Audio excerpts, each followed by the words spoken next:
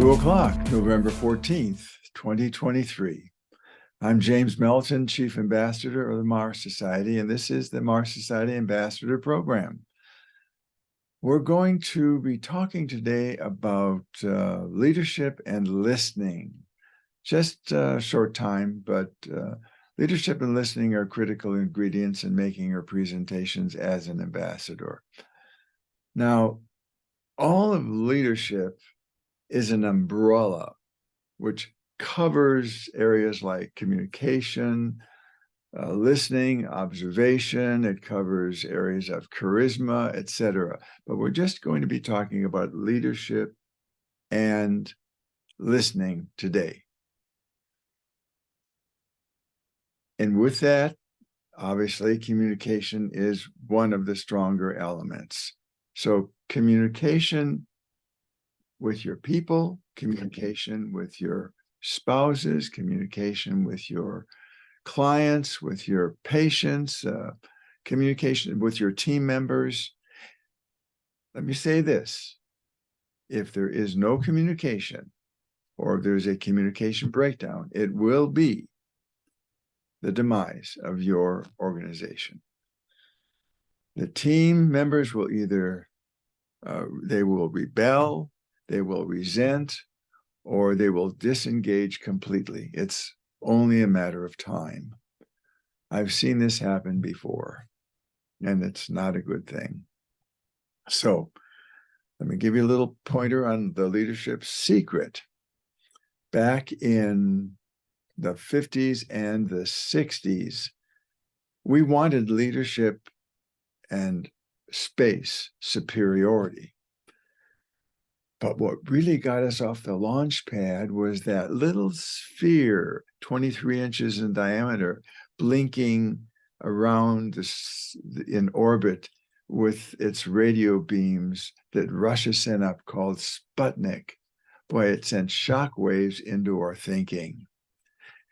So the government stepped up, and John F. Kennedy was president at the time, and he gave an address to Congress back on May 25th, 1961. And he used the leadership secret in that delivery. His words were, "I believe this nation should commit itself to achieving the goal before this decade is out of landing a man on the moon and returning him safely to the earth." And then on July 20th, 1969, Neil Armstrong said, with a lot more composure than I would have had, "Houston, Tranquility Base, the Eagle has landed." Those were not words. That was a vision. And when you capture a vision for your personal life, your business, your community, your nation, people will rally behind you to the ends of the world and beyond to help you reach your dream. But if you don't have a vision, people will continually meander on through your path, preventing you from reaching any end whatsoever. So we're talking about vision, we're talking about the leadership system. Now, a lot of you caught the leadership secret that was mentioned in JFK's talk. It's a very powerful secret, and we're going to uncover that secret not right now. As a matter of fact, the secret is so powerful that JFK's vision was realized even though he had died 6 years before it was achieved. And here is the secret. Give your people an assignment with a deadline and follow up. It's that simple. All right. Let's talk about listening and hearing. A lot of people think they're the same, but they're totally different. We've been born with 2 ears and 1 mouth, but we get that mixed up every once in a while. We tend to talk more than we listen. So the difference between listening and hearing, when we are on the street corner and someone drops a coin on the concrete, we hear it drop, but we listen to where it goes. When you walk into a party and there's music and there's activity and conversation going on, you hear all of the music and the conversation and the activity going on, but you can tune in and listen to a specific conversation. Listening takes focus, dedication, and discipline. And that's where you will capture 100% of your audience. And you can tell, but when you're giving a presentation, you can tell whether someone is listening or not if you have their attention, and you can tell when you don't. Do you think it works the other way around? Of course it does. We all know that listening takes patience, time, interest, and compassion. So, all right. I guess what I'm saying is we need to increase our IQ. I'm not talking about the intelligence quotient. I'm talking about the interest quotient. How interested are you in what other people are saying? All right, let's talk about the traits of leadership. I'm going to steal from my book, Leadership Above and Beyond the Crowd, because I've come up with 5 traits of leadership that I think are valuable. And I like to look at someone and think of someone who demonstrates leadership as one who possesses emotional wisdom. And emotional wisdom reflects itself in a way that relates to others.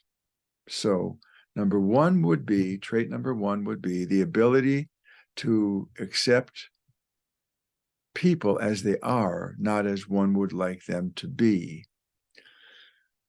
In a way, this is probably the height of emotional wisdom, to be able to enter the skin of someone and empathize with them to understand what other people are like on their terms rather than judging them. Point number 2, the capacity to approach relationships and problems in terms of the present rather than the past. Certainly, we can learn from our past mistakes. Yeah.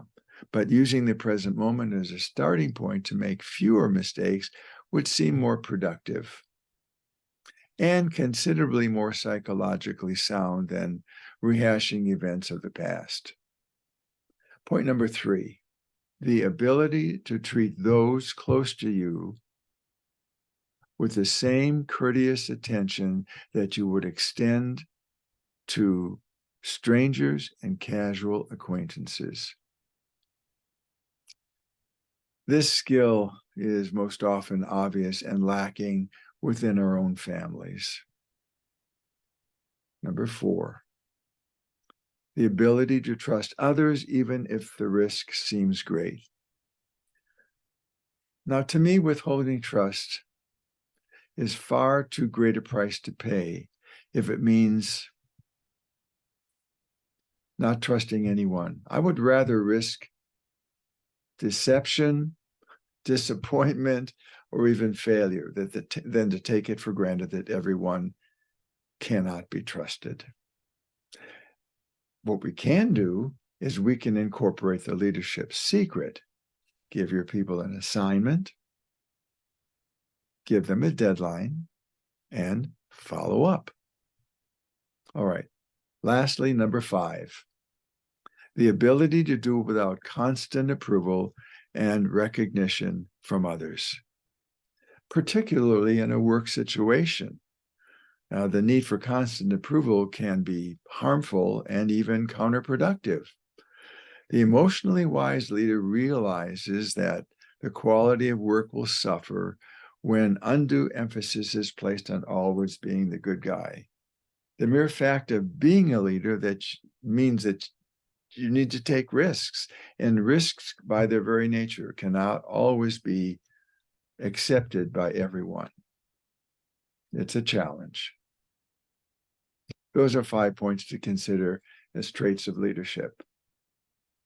I got an email just a little bit ago from Emma and Steve Inyan, who are in England. And here's an abbreviated version of what she sent.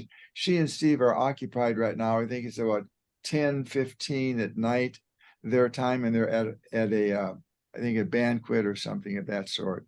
But they're launching their new Alpha Colony platform website in the new year, she says, which allows an integration of third-party technology and focuses on the user experience for training with storytelling and gamification, which means games with rules and regulations, but it should be fascinating. She says the big news that we've just embarked on a new project with Cardiff University. We will now be providing an e-learning platform for astronomy departments, which will work with us to build materials on space-related topics such as the electromagnetic spectrum, identifying and measuring exoplanets, gravitational waves, etc., which will then be rolled out into schools across the nation. All right, she's talking about the United Kingdom.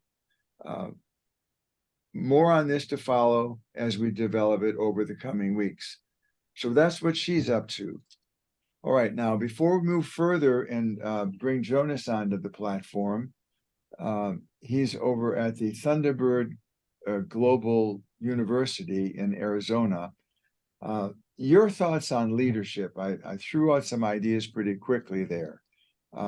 Give me your thoughts on some of the things when you stand before an audience. How do you feel about delivering this information? What's going on in your mind when you do this? Anyone? Ronnie? Well, I had a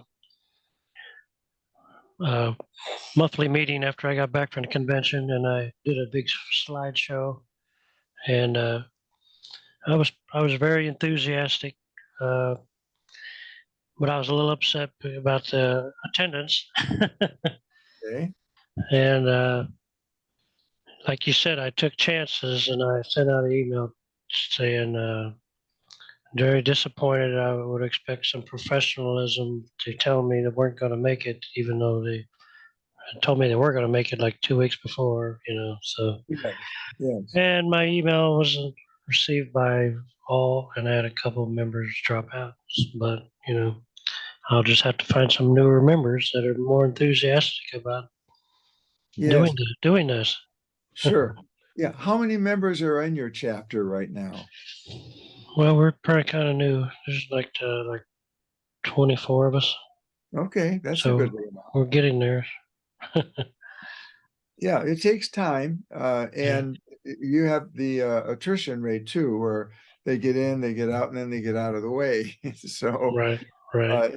it can be a challenge. And when you're bringing people together for a group meeting, I don't know whether you've experienced this or not. Advance notice is always good, and follow up. It's like give your people an assignment with a deadline and follow up. And emails are good. I don't know if you're using emails for that, but text world seems to be even better. No one answers phones anymore. No. I actually I text them too, and sometimes I get no replies from my text. Now I did give them an assignment. I have business cards made up, and Okay. I gave each one 5 business cards. I said their task was to give out those 5 business cards before the next meeting. And All right. my problem, I didn't follow up. Well, that can be a challenge without that. And also giving them a business card is one thing, but always ask them to come and join you at the meeting and bring a friend or two. Right. Just kind of encouraging. You would think that would be normal for someone to do, but it's really not. Oh, I had one guy bring like 3 people, so, and they all loved it. So Excellent. Carla, how are you doing on this, getting out there among the people, and what's happening in your world? Well, I've been slowed down by some health issues, but early last month I did do a presentation for the one of the local astronomy clubs, And, they had, there were, I don't know, 30, 40 people there. Some of them were, most of them are familiar with the Mars Society, but I think Yes. the message, particularly when I play that video clip of Dr. Zubrin answering the question, why Mars, why now? That kind of energizes the crowd if they have a pulse. So, I find I'm that. glad you're keeping a sense of humor about it. Well, I mean, whenever you do a presentation for or any random group, there's going to be, some fraction of the people who are there because they really want to be, and another group found out they were serving donuts, and somewhere in between. And Yeah. part of the secret to making it fun is for not take it personally. Exactly. I gave a program on Sunday, and we had, I'm going to say maybe 40 people or so. But the host of the program, they were serving donuts. And, sometimes you wonder, are people more interested in the donuts than they are in the lecture that's going to be given? But it's a common thing. Social activities after a lecture is always good. I think that allows people to interact a little bit rather than just arrive and to leave. Yeah. Go ahead. I have to be careful. I don't want to kind of try to take both ends of the same argument, but before I retired, I was managing a department of over 100 people, and getting them all together to, for briefings or for just, to convey some management information was always a challenge. And so, and I ended up with the adage that never underestimate the power of free food. So it can work both ways. It can be, yes, definitely, by all means. Steve, I'm going to ask you a question. I love what you've been doing on your spacesuit work. Have you gotten out there and done any of those talks yet? I've got one. Oh, sorry, can you hear me? I sure can, loud and clear. Yeah, super. I've got one organized with the local scout group. So I'm looking forward to giving my first presentation to them on the 27th. But I've modified the spacesuit somewhat, so it looks even better than it did. But it still has to be tried out. Yes. But no, I'm actually getting there finally, and it's you guys pushing me on with what you're doing that's helping me to move forward and get on with this.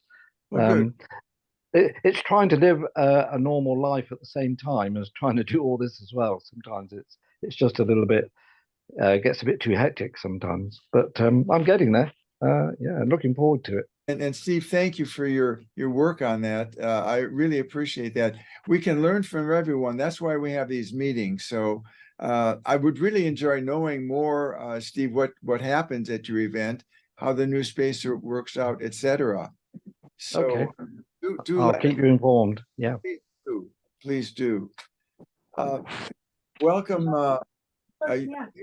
Emmanuel. Are you in the States, or are you back in Ghana? I'm still in the state. I'm looking forward to going back to Ghana in a couple of weeks. Okay. Because I have a couple of meetings still here.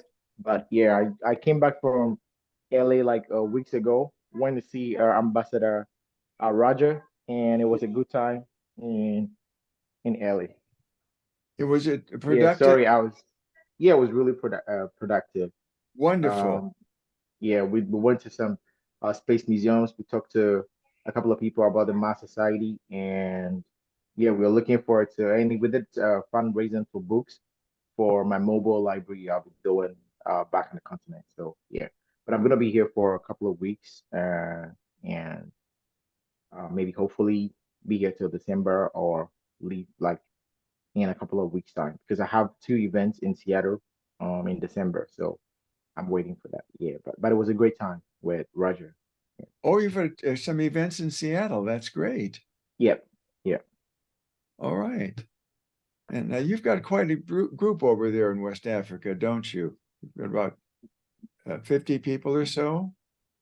Yeah, we have more than 50 people in West Africa, but in Ghana we have so with our recent event that we did, which was the Mass Awareness Day, we were able to pull about 500 people, and we had almost like 24 volunteers. That were like teachers made up of like engineers, and general like people who don't even know about the Mass Society. So I mean, you were part of the event, Jim, and you realize that we added so many things to actually attract people to sign. So we're doing arts, we're doing acoustic music nights, and yeah, it was interesting. And then now people are really pushing forward to joining the Mass Society, and we have a lot of people reaching out to us. That's why we want to inspire the next generation. That's been our motto for the longest, for them to actually acquire the knowledge and share. So we're raising more ambassadors. We have a 6-year-old kid and a 7-year-old kid who wants to be astronauts, and we are encouraging them to be astronauts through the Mass Society. So that's something we're working on. Yeah, they Yeah. want to be a astronaut, and I was supposed to be here with them. But then, as James said at a conference, we ran into a visa interview process, and hopefully, maybe next year, they'll be joining us for the conference. So they're really Marvelous. interested in the Mass Society, and we want to groom them. So we have made them like club ambassadors in Ghana, and then we are trying to groom them to be with the support of their parents, obviously for consent. And yeah, hopefully they become like the first astronaut from the Mars Society um, to go Mars. So yeah, Well, pretty they're interesting. the right age, that's for sure. Yeah, Yeah. But I'm waiting for them to take our senior citizens. I mean, I think we could make a great statement yeah, yeah, about our endurance. Yeah, Ronnie, you're for right. sure. Why not? So, Manuel, thank you so much for sharing your thoughts here. I'm so glad we had a chance to visit with Roger Gilbertson. You know, he's the commander of the MDRS MDR is here. 260. I think it's 260 something 4 or whatever it is in Utah right now. They Yeah, started he's in Utah right now. on the 12th and they're going until the 25th, and he'll be on the ambassador briefing next month in December, telling us a little bit about what happened. So doing some interesting experiments on there, including Yep. music on Mars. So we'll see where that goes. Thank you so much. Torsten, are you still there and over there that I can talk with you a little bit? If you get off of mute, there you go. Hey James, can you hear me? And yes, by all means. So, Now, are you in no, Germany now, or are you back in Arizona? Where are you? actually, I'm not in Germany anymore. So I'm in Bali right now. In Bali. Yeah, in Indonesia. So from a scuba diving activity. Oh, excellent, excellent. Yeah, Bali is a beautiful place. We have some friends who live over there, and It is, and it's actually the land of 1,000 temples. I mean, it's like a spiritual journey. yes, When yes. it's crazy. Now, where are you spending most of your time regarding the Mars Society? That's a good question, actually. So I was trying to connect with the Mars chapter, the Mars Society chapter in Germany, but Yes, it's rather small. And I've been actually thinking about, do we have a chapter in Asia? I believe we have some people in India. Because I was thinking about doing some work for the Mars Society in Asia as well, because for the next few months I'm in Asia anyway to promote scuba diving and projects. Okay. Well, it's good thought. I'll have to look on the records and see what actually is going on over in your area, but I will Uh, write this I'm not down. sure if there's something in the southern Pacific area. Okay. I'll get back with you on that. Yeah. All right. Great. Thank you for coming on board here. I see that we have Ed Heisler here. Ed, are you up and alive there? Wait a minute here. Can you hear me? I sure can. Oh, Yes. well, I'll tell you, I won't be able to speak very much or long, which is very unusual to say the least, because I have a cold. Oh, well, you sound good. How is your programming going with the Mars Society as far as delivering information to the general public? This is where I and James Burke, we have to get together, and I think we're going to be getting together soon out here in Salt Lake City to discuss exactly what do we need to do to fire up or to revive a Salt Lake City or Northern Utah Mars Society chapter. And that has to be done, of course, in consultation with the James, who has some ideas, and I've got some ideas, and other people have ideas on how we can do that. But we obviously, we need to do that. We're going to do that. We just haven't worked out the details yet.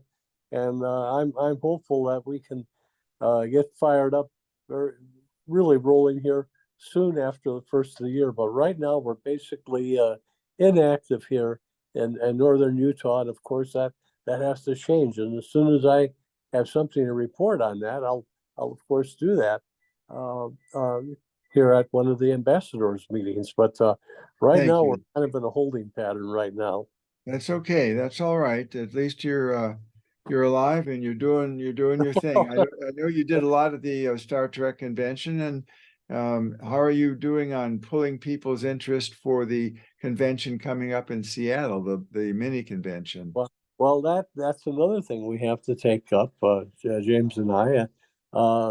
And I think James has been very, very well. He's always incredibly busy. I don't know how he gets so many things done, but he manages somehow. And if anything, I'm worried that don't kill yourself now. Take it, relax a little bit. And he's been very busy working with Robert, of course, on the Mars Technical Institute, and Yes. hopefully that'll be really up and running very soon.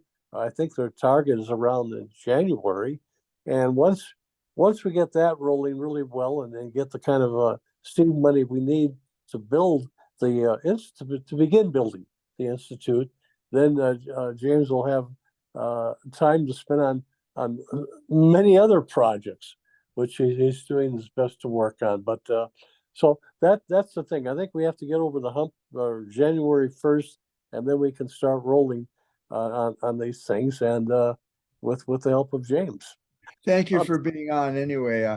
We're going to tune in here on Jonas because he has got some interesting things to share with us as to what he's doing with the Thunderbird Leadership University over in Arizona. So Ed, thank you. I'm going to turn it over to Jonah right now. Jonah, are you on with your audio? Yep, that's correct. I apologize to everyone. I cannot be on camera today. The lighting here is very bad, so I cannot be on camera. But yeah, thanks, James, for the introduction. I mean, I just wanted to start that it's kind of interesting that there's a full Ghanaian on the team. Emmanuel, I myself am a Ghanaian. I moved to the United States in August 2021 to complete my Master of Global Management degree at the Thunderbird School of Global Management. Oh, wow, sounds great. Yeah, let's see. Did you know Emmanuel when you were in Ghana?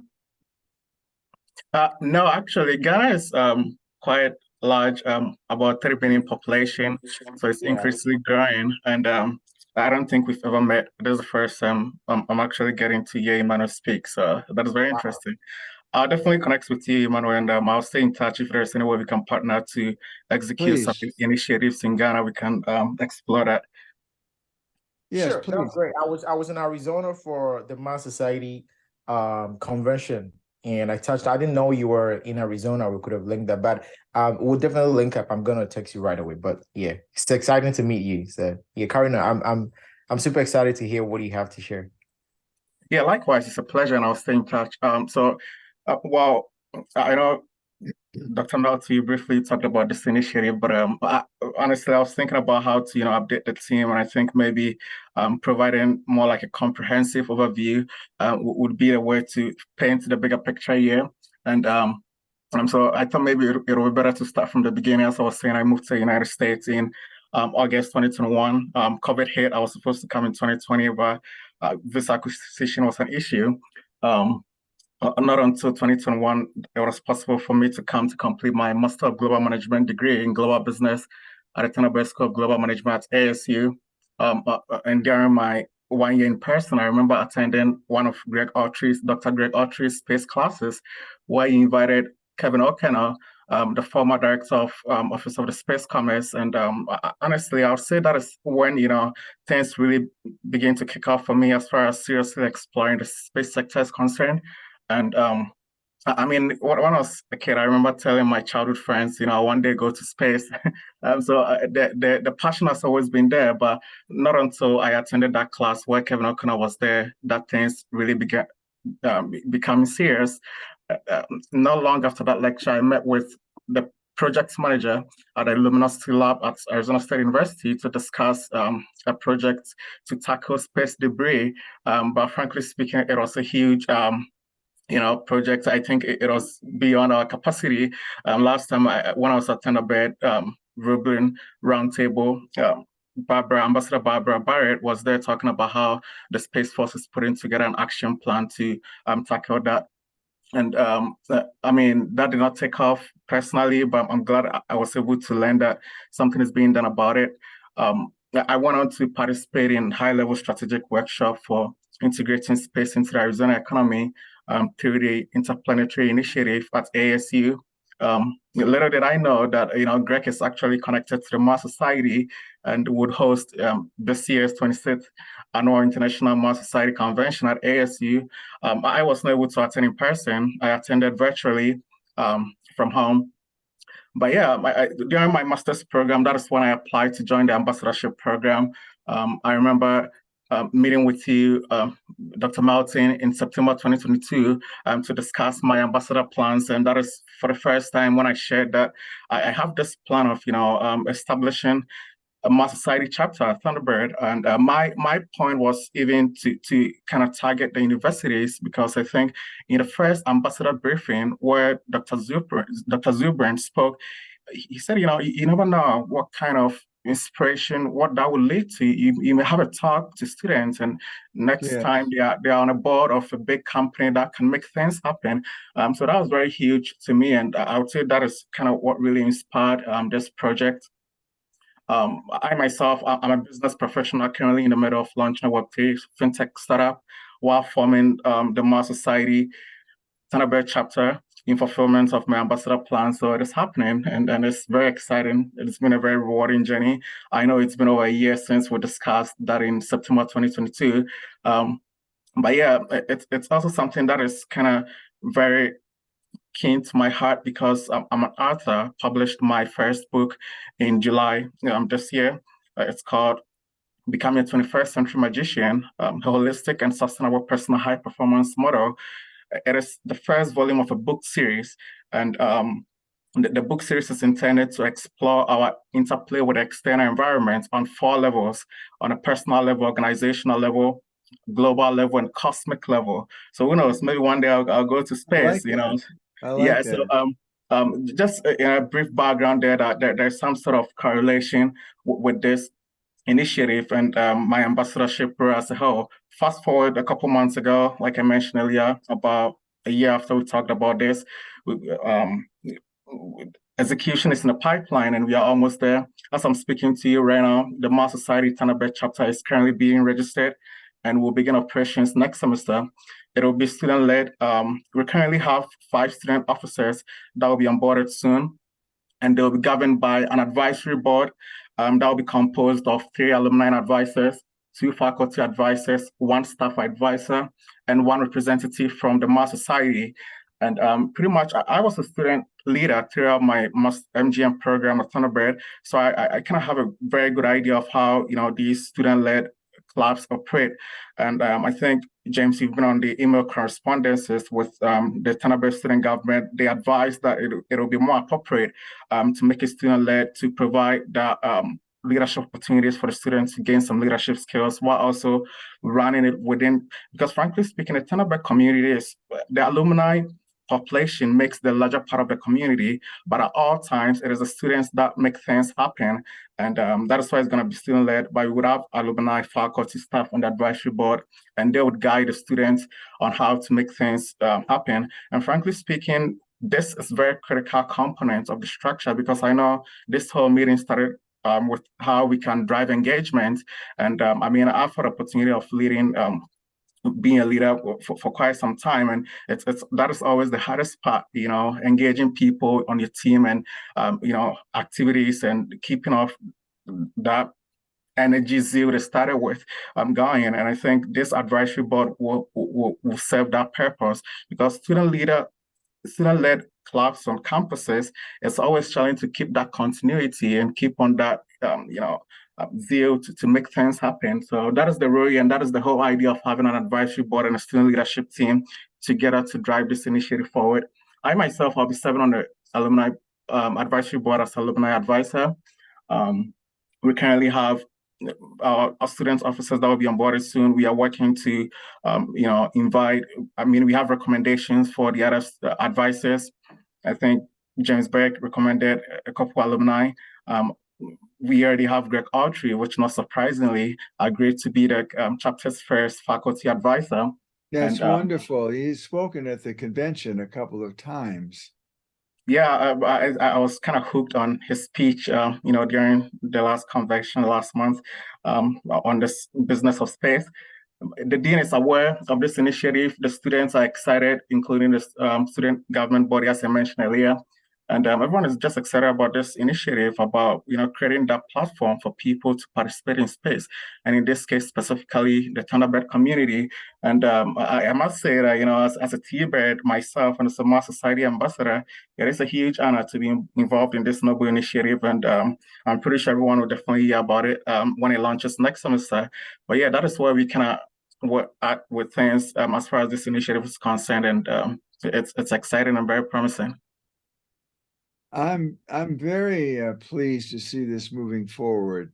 I know that Greg Autry has lent his services to us through his lectures at the Mars Society conventions the last 2 years. I'm not sure that he's actually done that before. I think he was also at USC, if I'm correct on that. And I'm so pleased that he's one of the representatives in the new chapter that you're forming. And do you have is this going to be at the school, the actual meetings, or will they be held at the university? Yeah, absolutely. So frankly speaking, I think the main focus would be, you know, kind of creating a platform for current students, but there would also be alumni that would be all over the world. Thunderbird is a global institutions with, you know, members from all over the world. But the main operation will be based on our headquarters in Phoenix, Arizona, where the students would run the operations, and the advisory board would just be there to support the leadership team to run operations. But I was also thinking about maybe other innovative, you know, kind of activities, like linking up with other Mars Society chapters, you know, to sort of plan educational tours, you know, have speaker events.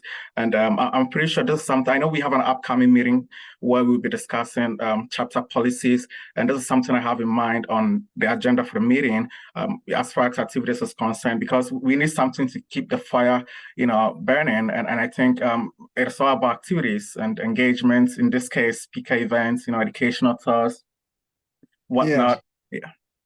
Yes. I believe we had quite a few students attending from ASU at both conferences that we held recently, this year and last year. And do you have access to those individuals who attended?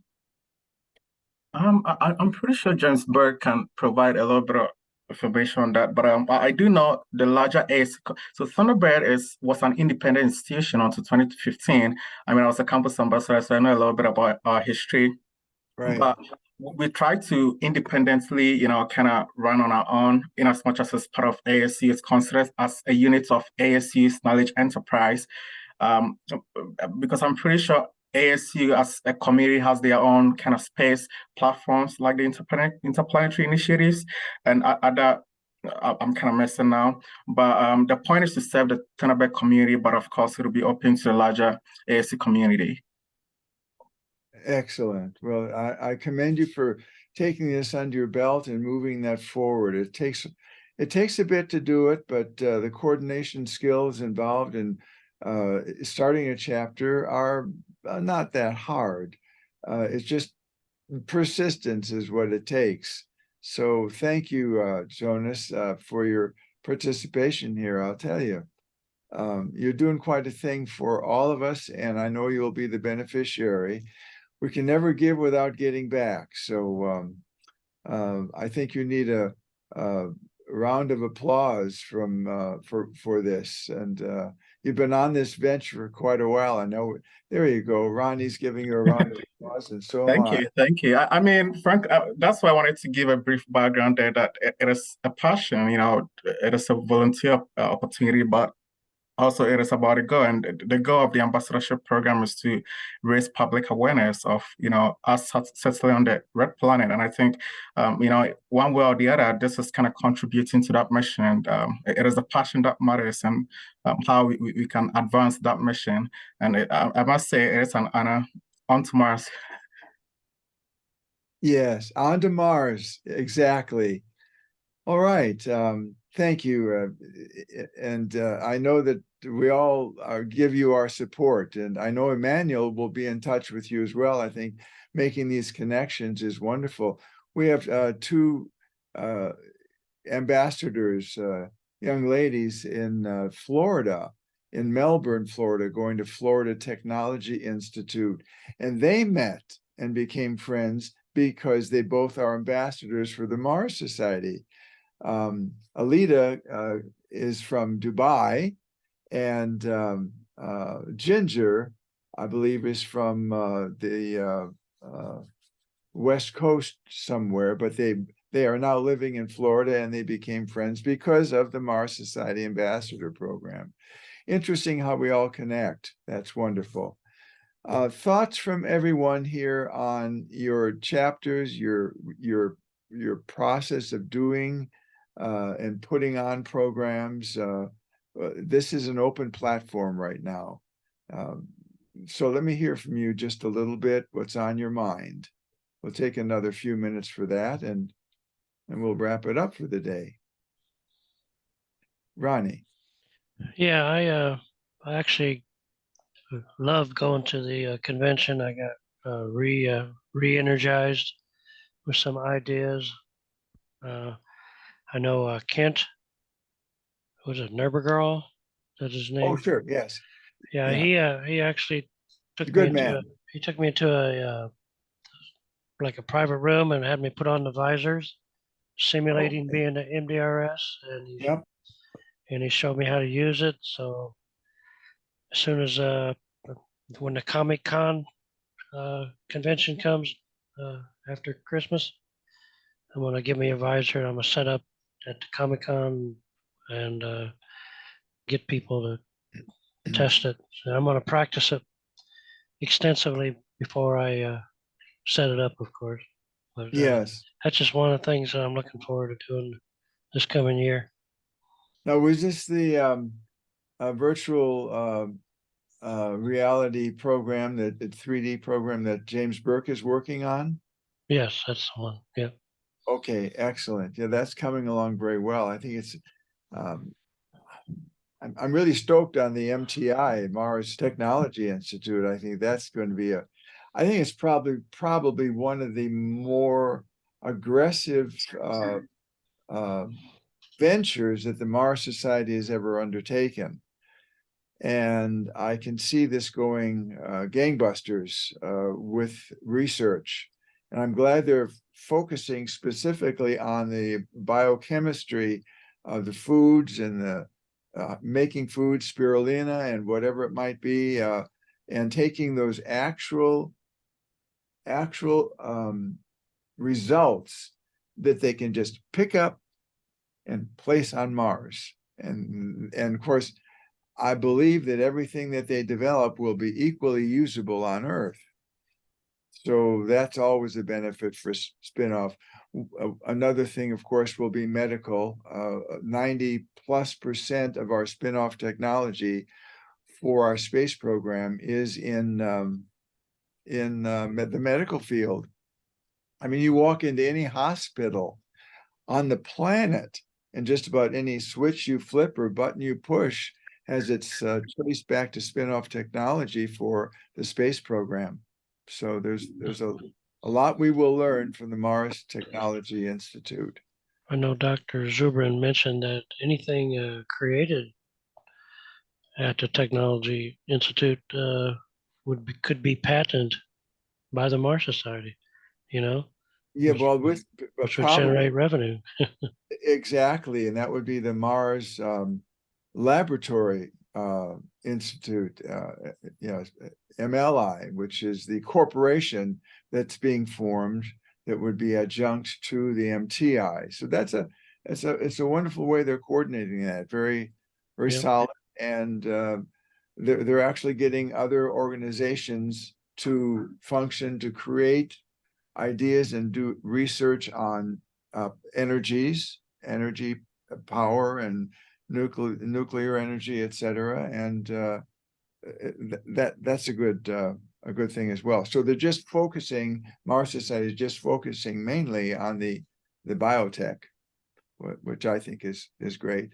Other thoughts for today? Who wants to add their thoughts into what we're doing? Yeah, go ahead, Ed. Yeah, before one of our ambassadors wanted to know, I believe, where do we have chapters in Southeast Asia? Am I correct? Is that what I heard him say? Yes. Okay, well, I just looked here on our map, and we have chapters in Pakistan, India, Bangladesh, Thailand, Malaysia, and the Philippines. And if you want to go farther south, well, actually, you're then in Australia. But Sure.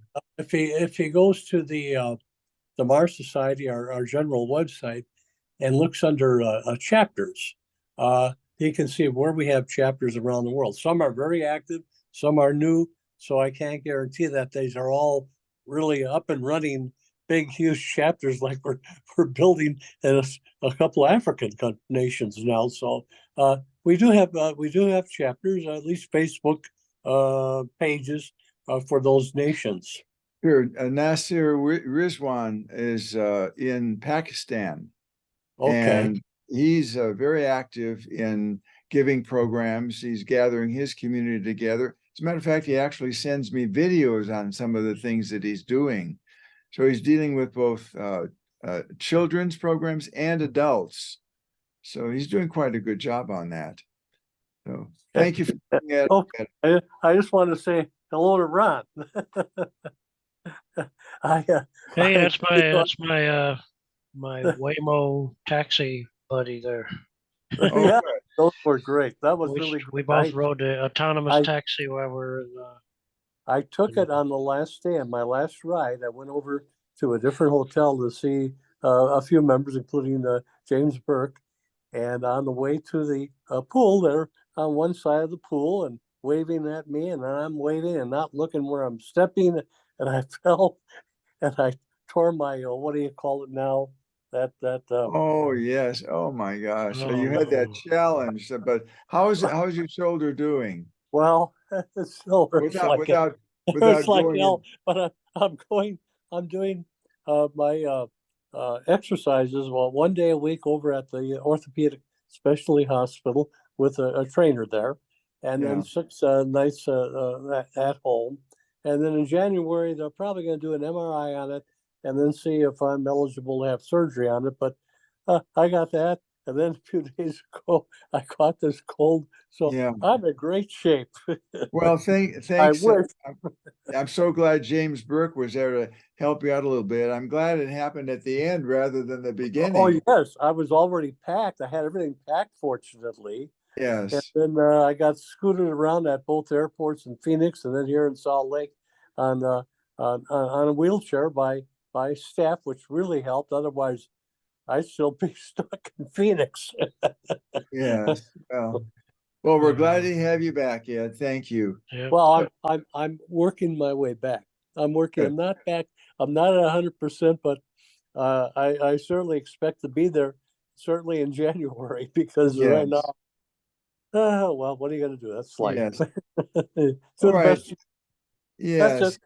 Do we have anyone else here? Carl, Emmanuel, Ronnie, Thorsten, anyone that has anything else to say? Do I see a hand up at all? Yep, that's correct. I was wondering because I know Edward kind of just looked up the geographic location of the Mars Society chapters, and I was wondering, we are kind of in the middle of forming this Mars Society chapter at Thunderbird, and we are going through the registration process with ASU and Thunderbird. I don't know if on the Mars Society side there is any process to, in order to end up on the map as well. I know we'll probably address this in our upcoming meeting, James, but I was just wondering if there's anything we can do in advance, just being proactive to formally register the chapter with Mars Society as well. Because I've been thinking so far on the ASC Thunderbird side, and I think maybe I might be missing something. I know I requested for an MOU to sort of form a partnership, an official partnership between Thunderbird and the Mars Society, which is still kind of I'm not 100% sure whether that is the best course of action, but also how do we actually register the chapter with the Mars Society? Because it's going to be a Mars Society chapter at ASU/Thunderbird. Yeah. Yes, and we'll talk with James on that, James Burke. He will probably be better suited to lay down the rules and regs, but we'll get with that. Not today, but certainly very soon. You can fill us both in again when we would talk personally on that. Absolutely. Yeah. So, all right, we are close to the bewitching hour here. Anything else you have to say? Thanks for tuning in. I'm here for you if you have a question. Okay, we're good. Then I had one question. go ahead, Ronnie. I paid for the super duper Zoom package, and now you tell me you're not going to be using Zoom anymore. Oh gosh, yeah, they're switching. Actually, I think I'm actually on my own Zoom program right here, not the Mars Society, because theirs ended on the 31st of October. I believe they're going to go to Google Meet. Yeah. Yes. And if you're not familiar with Google Meet, as I really am not either, but I sent a link in the notice where you can go to find out how to use that. I believe it's free. And of course, with Zoom, I think, do you have other reasons to use Zoom, Ronnie? Well, I think the Red Planet, does that use Zoom? I can't remember. Oh, Red Planet Leadership? Yeah, by Ashton Zeth. Oh, yeah, Ashton Zeth. Yeah, Red Yeah. Planet Live. I think she uses Zoom on that. Yeah, she does. So Yeah, she does. I'll And- keep it. It's only $19. Yes, and you can close it off at the end of the month too if you want to. The Yeah. one nice thing about Zoom is you can pick it up and drop it and work your way around it that way. So, and if you don't pay for anything, you can take 40 minutes and discuss your issues with various people. After 40 minutes, you can close it and reopen it again and have another 40 minutes. So I didn't know that. That's cool. yeah, you can. So, all right. Well, Jim Melton here. I'm in California. Weather's looking good. We're going to have a space launch this coming week, I believe, on Friday. It'll be SpaceX with the spaceship, and I do believe Hope to be there. I do believe that FAA has if not now, they probably will be giving their final approval on that here coming up in the next few days. So once we'll get that little ship into orbit, we'll have authority to go to the moon and Mars with it. And of course, there's a lot of experimenting to do, but that's one of the things we've been waiting for to make all of this happen. So Yeah. thank you so much for your participation today. It's really been a pleasure talking with you all. And thank you for those of you who shared your thoughts and your ideas. We will learn from each other. And until then, on to Mars. On to Mars. From Mars. On to Mars, yes. See you next time. Okay.